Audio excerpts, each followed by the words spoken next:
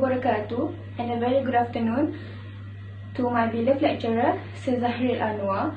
Today, I want to talk about one analysis that my group has made regarding one speech article that's named Confession of Depressed Comic by Kevin Zahril.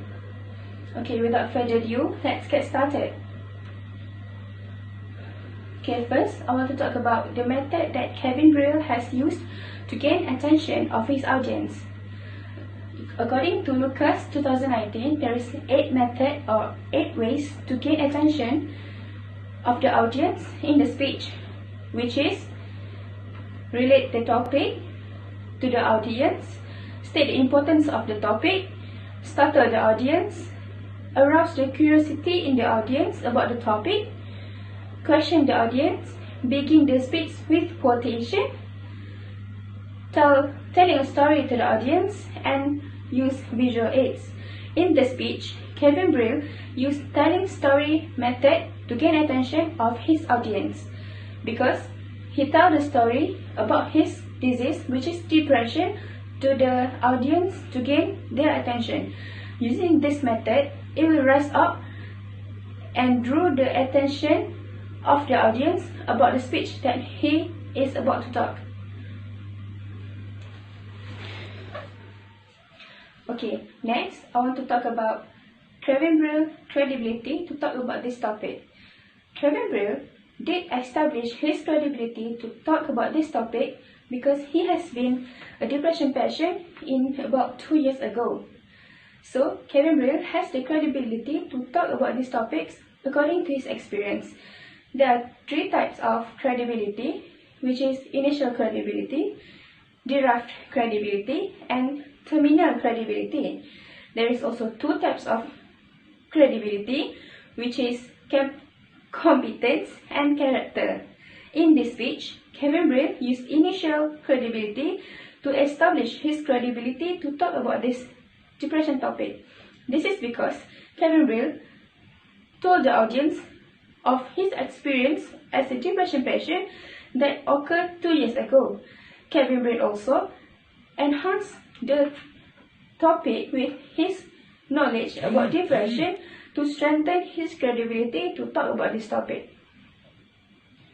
Next, I want to talk about the preview of the body in the speech. Kevin Zahril did preview the body of the speech in his talk, but he not stated it very clearly. This is because in some speech, the speaker did not reveal the body of the speech or the main idea that he wanted to point out until the latter of the speech. But Kevin Zahril did not leave the audience to stop guessing about the idea that he wants to talk about. This is because Kevin Zahril keep emphasize the main idea and the body of the speech that he wants to point out in his talk everywhere in his speech, so the audience can understand the topics that he wants to talk about. The type of organization that the speaker uses is more narrative because the speaker talks about depression issues in his life. He was a suicidal and he was at a point where he was with a bottle of pills with a pen and a paper and had a thought of taking his own life, but luckily he survived. Kevin Zahril, he was feared of himself. He is afraid of that people will see him for who he really was. People had their own thought about him, but that is not his actual character. The first question is how the main points are supported. First thing first, you need to know that there are 3 ways in supporting your ideas, which are by using example, testimony, and statistic. In the video, it is obvious that one of the main points are supported is by using example. As we know, there are 3 types of example, which are brief example, extended example, and hypothetical example. And in this page, the speaker are using 2 example, which are brief example and hypothetical example. Brief example can be defined as a specific case used to illustrate or represent a group of people, conditions, or the like. And while hypothetical example is used by representing an imaginary situation. As the speaker said in his speech that for brief example, he said, and in the life that everyone sees, who I am is a friend, a son, a brother, a stand-up comedian, and a teenager. While the proof that the speaker are using hypothetical example, which he brought the audience to an imaginary situation, is when he said that depression isn't chickenpox. You don't beat it once and it's gone forever. It's something you lived with. It's something you lived in. It's a roommate you can't kick out. It's the voice you can't ignore. It's the feeling you can't seem to escape. The scariest part is that after a while you become numb to it. The speaker also supports the main points by using testimony. What is testimony? Testimony is quotations or paraphrases used to support a point. And in the speech, the speaker used peer testimony, which can be defined as an ordinary people who have a first-hand experience to the topic discussed. And for instance, the speaker said that real depression isn't being sad when something in your life goes wrong. Real depression is being sad when everything in your life is going right. That's real depression, and that's what I suffer from. Here he proved that he have a first-hand experience on the topic discussed, which are depression. In question 4, while watching this video, we can note that the main point of the speaker is about depression. In his presentation, Zahril says that depression is a natural sadness, yet it is a massive problem. The speaker even stressed out that in current world, when you tell someone that you are going through depression, people will just run away and not get involved with your problem. Moving on to the next question, that is, how does the speaker use the resources of language? The speaker is using the language vividly, where first is by using imagery. There are 3 ways to generate imagery, which are concrete words, by using simile and metaphor. Second is by using rhythm. There are 4 types of rhythm, which are parallelism, repetition, alliteration, and antithesis. Concrete words are the key for an effective imagery, as it calls up mental impressions of sights, sounds, touch, and smells. For instance, the speaker said brought the audience in his speech to feel how he feels about depression by saying that depression isn't a chickenpox where you can beat it at once and it's gone forever. So here we can see that the speaker is using concrete words. Simile is the use of the word like or as between 2 things that are essentially different but have something in common. For example, the speaker used, for a long time in my life, I felt like I'd been lying 2 different lives. There are like in between in my life and living 2 different lives. While metaphor is not using the word like or as, but still combining 2 things that are essentially different but yet still have something in common. For example, the speaker said that depression is society's deep cut that we're content to put a band-aid over and pretend it's not there. As we know, the speaker also used rhythm, and the first type of rhythm he used is parallelism, where we can define it as a similar arrangement of a pair or series of related words, phrases, or sentences. And in the speech, we can find that the speaker said, but we don't see it on social media, we don't see it on Facebook, we don't see it on Twitter, we don't see it on the news, because it's not happy, it's not fun, it's not light. Here we can see that it is obvious that the speaker used parallelism by using we don't see. Yeah. The second type of rhythm used is repetition, where it is a reiteration of a word or a set of words at the beginning and or the end of a sentences or clauses. It is just slightly different with the parallelism, so there's no big difference. There's no significant difference between the meaning of parallelism and repetition. For instance, the speaker said in his speech that I feared myself, I feared my truth, I feared my honesty, I feared my vulnerability.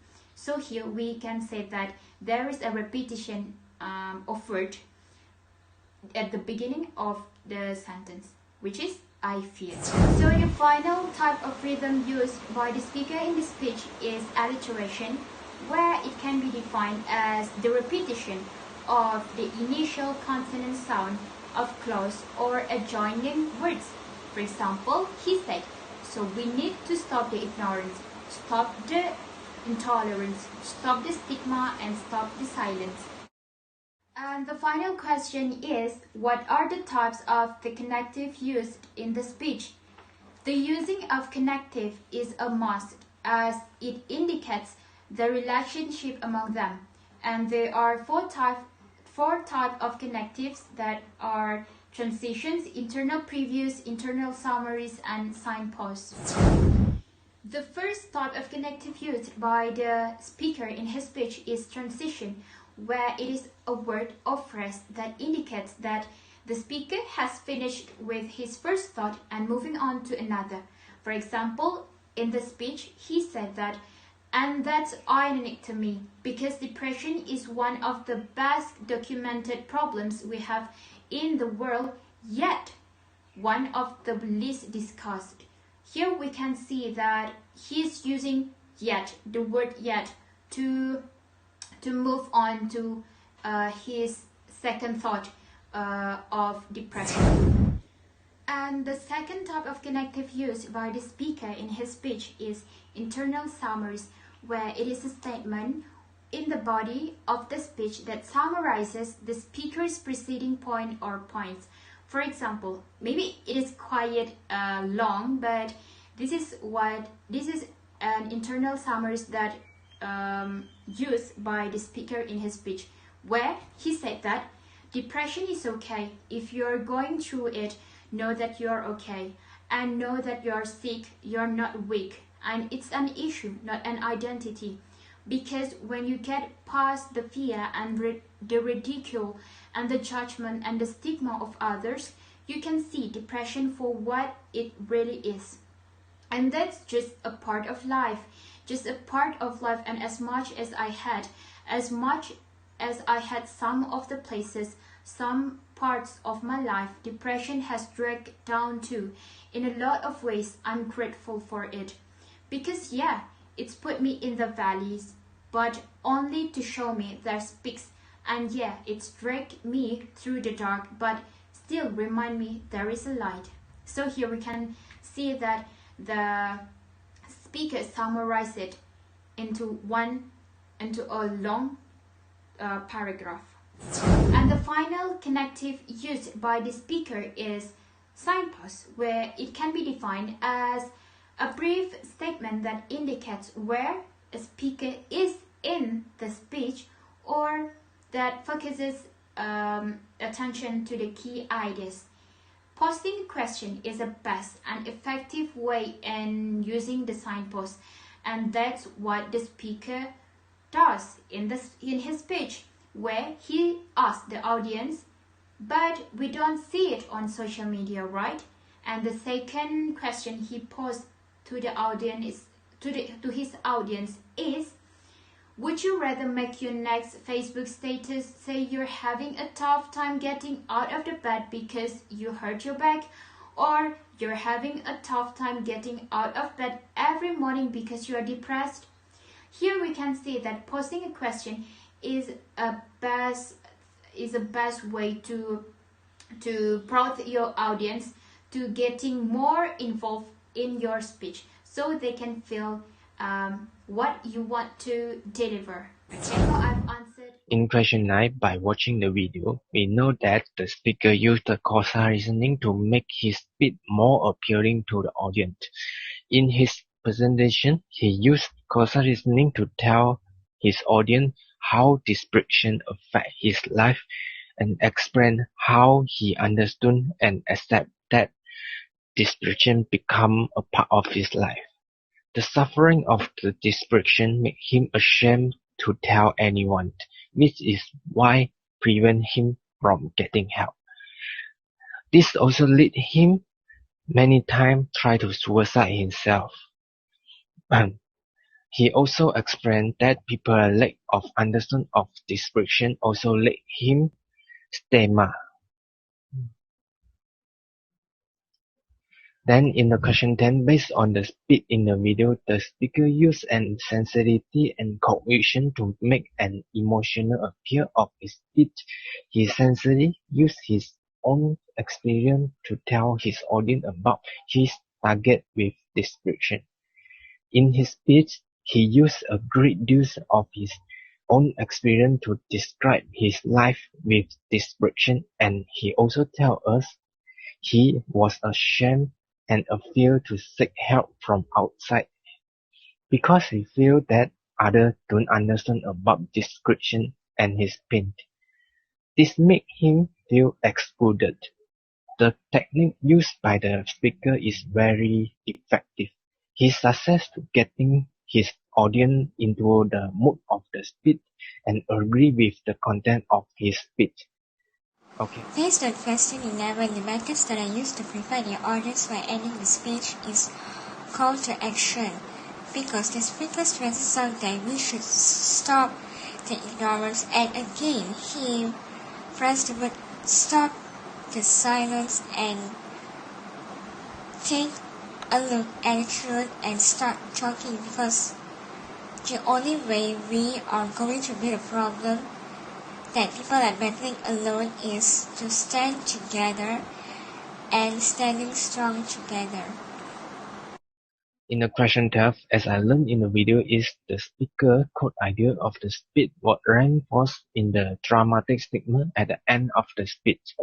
The more effective evidence is that he described his description from the front of his speech as scene of sadness, and he was afraid to turn to outside for finding help because of stigma of his description. Suddenly, in the end of the speech, a big reverse from the speaker to those who have the same experience as him to open their heart, break their silence, and face description blindly and blindly find help from outside world.